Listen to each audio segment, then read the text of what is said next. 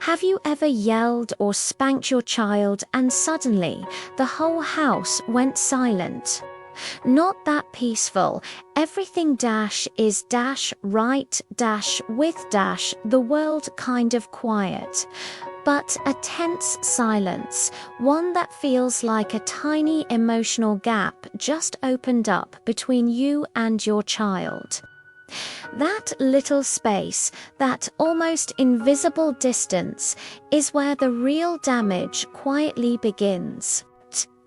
In this video, we're going to explore how what many parents still consider normal discipline can slowly chip away at trust, communication, and your child's sense of emotional safety.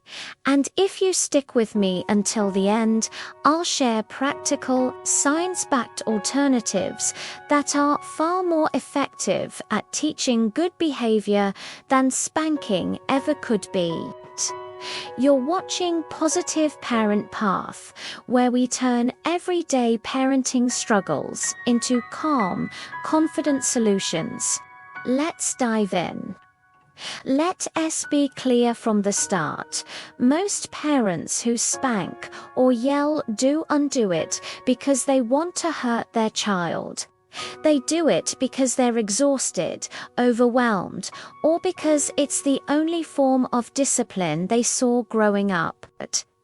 And let's be totally honest, in that moment, it does seem to work.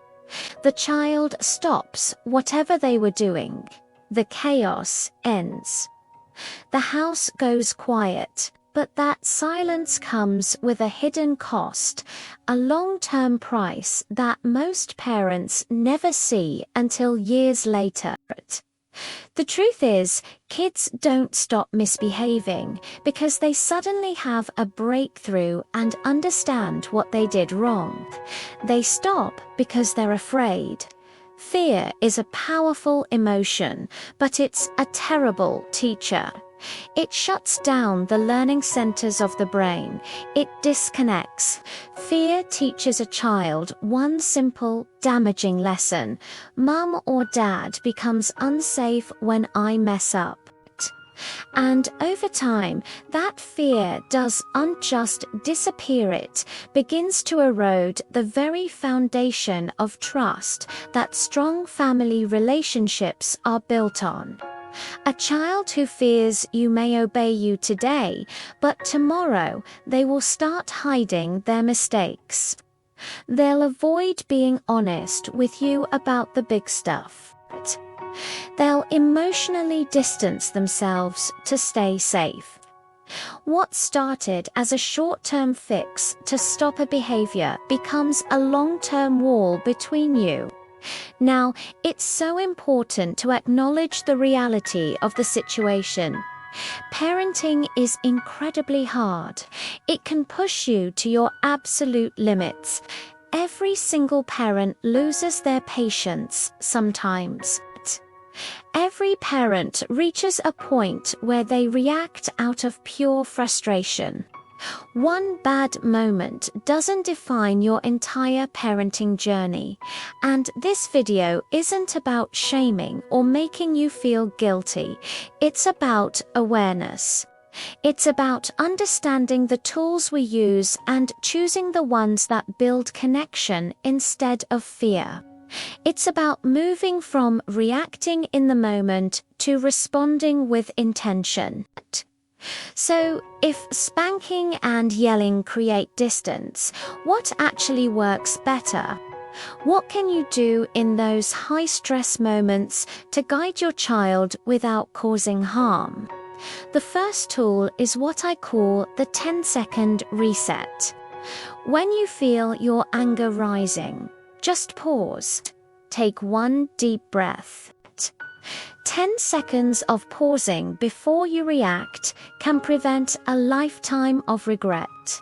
It gives your rational brain a chance to catch up with your emotions.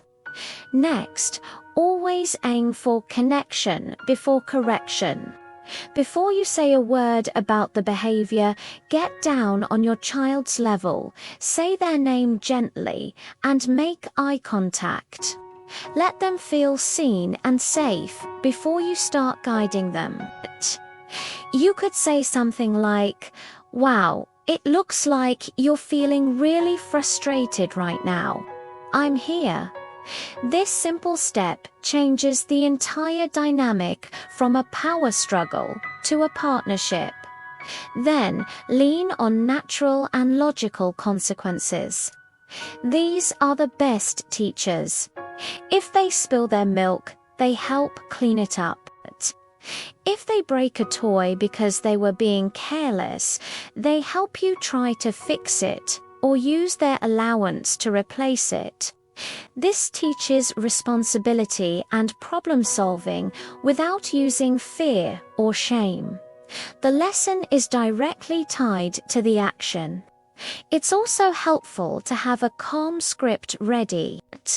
A simple phrase like, "I love you, and my job is to help you do better, not to hurt you," can be a powerful anchor for both of you. It reminds your child that you're on their side, and it reminds you of your ultimate goal. Finally, focus on teaching instead of threatening. Children learn from clarity, consistency, and most importantly, emotional safety. When they feel safe with you, even when they've made a mistake, they are open to learning and growing. So let me ask you this question. Do you want your child to fear you for a moment or trust you for a lifetime? The choice we make in these small, daily moments of discipline adds up to the relationship we will have with them for years to come. Tell me in the comments below, what's the hardest parenting moment where you struggled to stay calm? Sharing our struggles helps us all feel less alone. Thanks for watching, and don't forget to subscribe for more tips on building a peaceful and connected family.